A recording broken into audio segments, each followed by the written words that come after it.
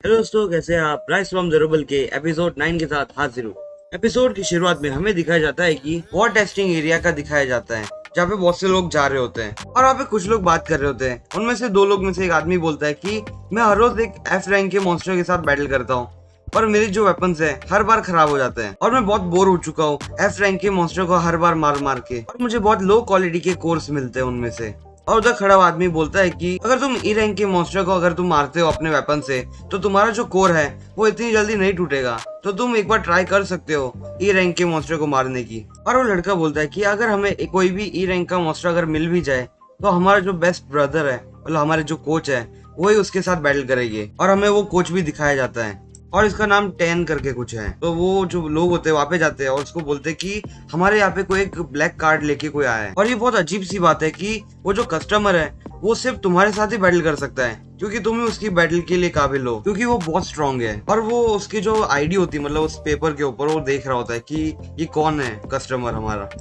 और उसके डिस्क्रिप्शन में लिखा होता है कि जो ई रैंक का जो म्यूटेंट मॉन्स्टर था उसने उसको हराया था।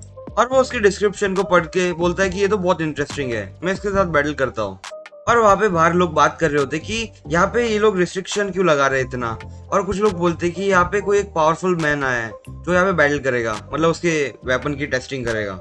और जियो वो टेस्टिंग एरिया के अंदर चला जाता है और अपनी तलवार को पकड़ते हुए बोलता है अपने मन में कि ये जो स्वॉर्ड है इसकी जो पावर है वो ई रैंक के मॉन्स्टर जितनी है, पर इसको जब से हेल्प कर ली, मतलब रिपेयर कर ली, उसके बाद से जो इसकी पावर है वो एक डी रैंक के मॉन्स्टर के बराबर हो चुकी है। और वहाँ पे टेन आ जाता है और बोलता है कि ये इतना यंग है तो भी उसे एक म्यूटेंट इक्विपमेंट मिल गया है। और वो जियो से बोलता है कि तुम्हारी स्वॉर्ड बहुत अच्छी है, पर इसका कोई फायदा नहीं होगा अगर तुम इसे यूज ही नहीं कर पाओ अच्छे से।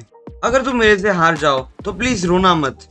और वो जियो से बोलता है कि अगर तुम तैयार हो तो चलो हम हमारा टेस्टिंग स्टार्ट करते हैं। और जियो अपने मन में बोल रहा होता है कि ये जो टेन है वो एकदम फेमस कोच है, क्योंकि इसने बहुत पहले जो मॉन्स्टर आउटब्रेक हुआ था वहां पे वो अटैक करने अकेले गया था और उसने 100 मॉन्स्टर जो ई रैंक के थे उनको आराम से मार दिया था। और तब तो उसका जो लेवल था वो तो बहुत लो था, तो भी उसने इतने सारे मॉन्स्टर को मार दिया था, मतलब कि ये बहुत स्ट्रांग है। और जियो उसके ऑरा को महसूस कर रहा होता है और वो बोलता है कि इसका जो ऑरा है वो उस लड़की से भी ज्यादा स्ट्रांग है। और बोलता है कि जो इसकी पावर है और मेरी पावर के बीच में बहुत बड़ा अंतर है। और उसके सामने फिर से वो सिस्टम आ जाता है और वो सिस्टम बोलता है कि तुम्हारे पास 3 एट्रीब्यूट पॉइंट अभी भी बचे हुए हैं।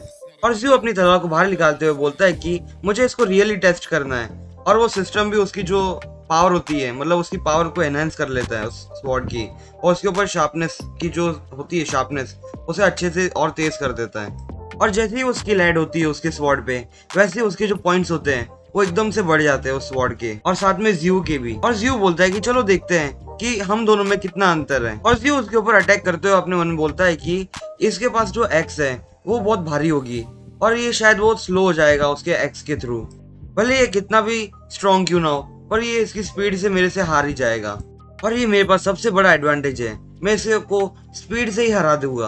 और जियो अपना स्पेशल अटैक कर रहा होता है और तभी वो जो कोच होता है वो बोलता है कि ये बहुत तेज है, और वो भी अपनी जो एक्स होती है उसको घुमाने लगता है और जो जियो के अटैक्स होते हैं उसको डॉच कर लेता है। और जियो एकदम हैरान होता है और बोलता है कि इसने उसकी एक्स को सिर्फ एक ही हाथ से यूज कर लिया, ये तो बहुत इंप्रेसिव है।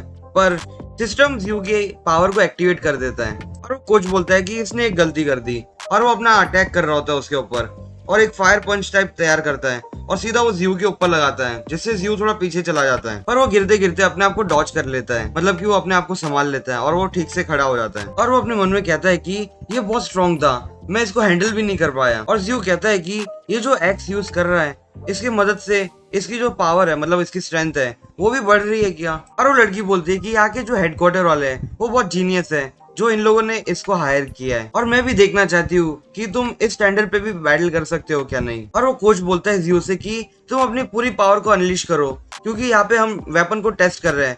तुम अपनी बैटल पे जब तक यूज नहीं करोगे अपनी पावर को, तब तक तुम्हारी जो स्वॉर्ड है वो अच्छे से टेस्ट नहीं हो पाएगी। अगर तुम अपनी फुल पावर को यूज नहीं करोगे तो ये हेडक्वार्टर वाले मेरी सैलरी थोड़ी सी काट लेंगे। और वो कोच एक स्लैश तैयार करता है और सीधा वो जियो की तरफ डालता है। और जियो बोलता है कि जो इसका वेपन है वो एक क्लोज रेंज वेपन है, पर तो भी ये लॉन्ग रेंज वेपन पे कैसे अटैक कर पा रहा है। और जियो अपने मन में बोलता है कि तुम्हारे जैसा स्ट्रॉन्ग ओपोनेंट है तो मैं अपनी फुल पावर को भी अनलिश कर लूंगा। और वो उसके जो स्लैश मारी थी उसने उसको डॉच करते, मतलब उसको अपने तलवार से रोकते हुए, और वो सीधा अपने स्वॉर्ड से अटैक करने के लिए आगे बढ़ता है और वो दोनों की पावर टकराती है और जियो बोलता है कि जो इसका पावर है उसके प्रेशर बहुत ज्यादा पड़ रहा है मेरे के ऊपर, और इसके प्रेशर के कारण मैं अपने वेपन को भी ठीक से नहीं पकड़ पा रहा।